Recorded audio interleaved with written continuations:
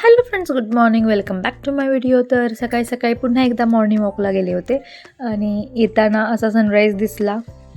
पाटामध्ये पाणी सोडलं होतं आणि हे बगळेसुद्धा असे शेतामध्ये आजकाल दिसू लागलेले आहेत. ऊस कापणी चालू आहे शेतांमध्ये आमच्या इकडे. आणि मस्त वाटलं, सकाळी सकाळी फ्रेश वाटतं. आणि खरंच मी फक्त हा निसर्ग पाहण्यासाठी ह्या मोहामध्ये सकाळी उठते लवकर आणि येते फिरायला. असा काहीसा आमच्या येथील परिसर आहे. अगेन सूर्यदेवांना पाया पडलं आणि पुढे परतीचा प्रवास सुरू केला. घरी आले आणि फ्रेश झाले, आंघोळ केली आणि टिफिनची तयारी. आज मी बनवणार होते पालकचं गरगटं. तर त्याच्यासाठीच मी इकडे कुकर लावलेला आहे आणि भाजी फोडणी देण्यासाठी कांदा टोमॅटो चिरून घेतलेला आहे. सगळं डिटेल व्हिडिओ मी नाही शूट करत, कारण की सकाळी सकाळी मला इतकी गडबड असते ना. आरू गेलेले असते, पण आहो जाणार असतात आणि त्यांना चपाती, भाजी, आमटी, भात असं चारही गोष्टी द्यायच्या असतात. मला सोबतच चहा ठेवायचा असतो, त्यांना नाश्त्याला द्यायचं असते.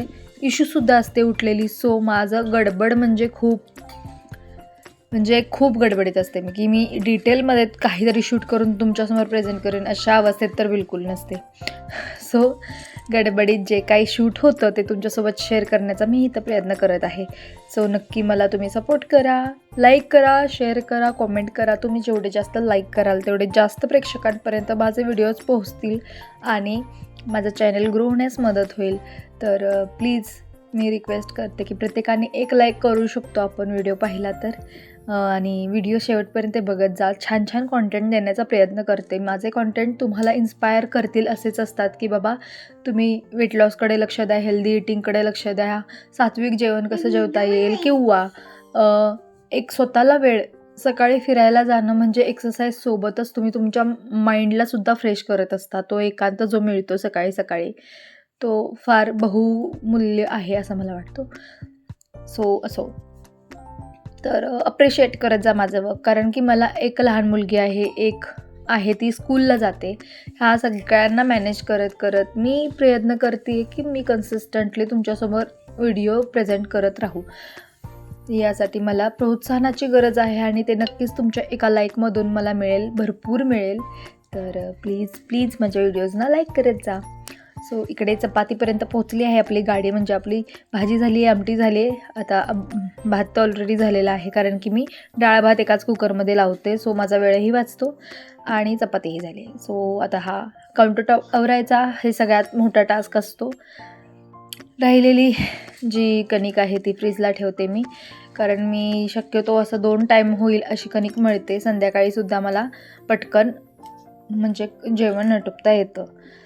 आणि किचन कट्टा पुसणे हा खरंच माझ्यासाठी एक मोठा टास्क आहे, जसं मी वारंवार सांगितलं आहे. देन नाश्ता केला, आज ओट्स खाल्ले आणि मी ते थोड्या बिया रोवल्या होत्या खूप आधी.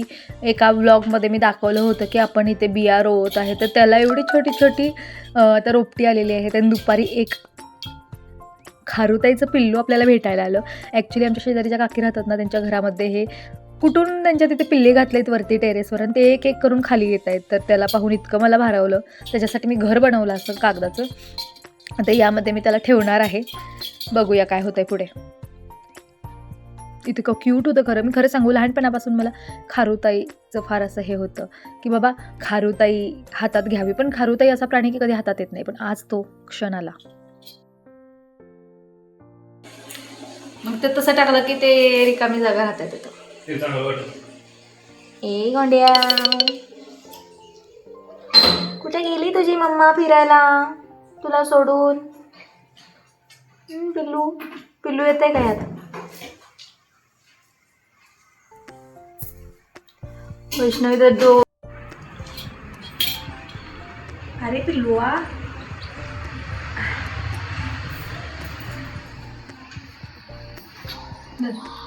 किती क्यूट प्यायले बघ. थांब ना सोना, थांब. थांब.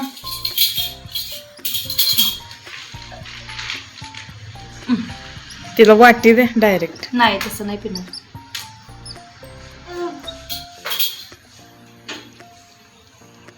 दिसाले दिसावे.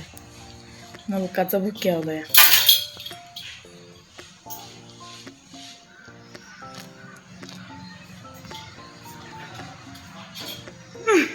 किती क्यूट आहे ते. इकडे आम्ही तिला थोडंसं दूध पाजण्याचा प्रयत्न केला आणि तिने पिलंही, कारण ती खूप भुकेली होती. कदाचित ती एका दिवसांपासून भुकेली आहे. तिची मम्मी आम्हाला काही भेटत नव्हती काही केल्याने, सगळीकडे शोधलं आणि असंच सोडून द्यावं म्हटलं तर डोळेसुद्धा तिने उघडलेले नव्हते. ह्यांना स्पेशल वेगळ्या फॉर्म्युला मिल्क पाजतात जर मम्मी नसेल तर खारुताईंना, पण आमच्याकडे तो अवेलेबल नाही आणि तो कुठे दुकानातही मिळत नाही. त्याला वन खात्यामध्ये वगैरे असतो, तिथे मिळतो.